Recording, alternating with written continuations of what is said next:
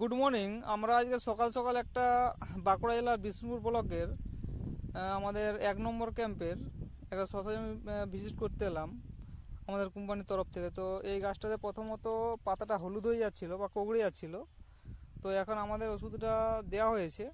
তো আমাদের চাষির মুখ থেকে শুনে নেব যে গাছটা কীরকম রেজাল্ট আসছে। আচ্ছা, এটা আপনার জমি না? এটা আমার জন্য। আপনার নামটা কি তাকে বলুন। কৃষ্ণ বিশ্বাস। কৃষ্ণ বিশ্বাস। আচ্ছা, আমাদের ওষুধটা ব্যবহার করার ফলে কিরকম রেজাল্ট পাচ্ছেন? একটু হয়েছে, ডগ একটু ছেড়েছে। আচ্ছা, আগে কিরকম হচ্ছিল? একটু কটা কটা ভাব ছিল, এখনো একটু কটা কটা আছে, কিন্তু এটা যেমন ছাড়ে সেরকম ওষুধ দিয়ে দেয়। হ্যাঁ, মানে ডগগুলো ছেড়ে যায়, মানে আগে অনেকই কৌড়ি গেছিলো, এখন কিন্তু ডগটা ছেড়ে গেছে বা গাছটা গ্রিন হয়ে যায়। আগে আগে একটু হলুদ বর্ণ ছিল না? একটু হলুদ বর্ণ ছিল। একটু মানে ভালোই হলুদ বর্ণ ছিল। তো এখন কিরকম মনে হচ্ছে? একটু ছেড়েছে। পুরা জমিটা গ্রিন হয়ে গেছে না? হুম। দেখুন, গ্রিন হয়ে গেছে। আচ্ছা, জালি ফুলটা তো ভালোই আসছে মনে হচ্ছে। জালি ফুলটা কিরকম আসছে?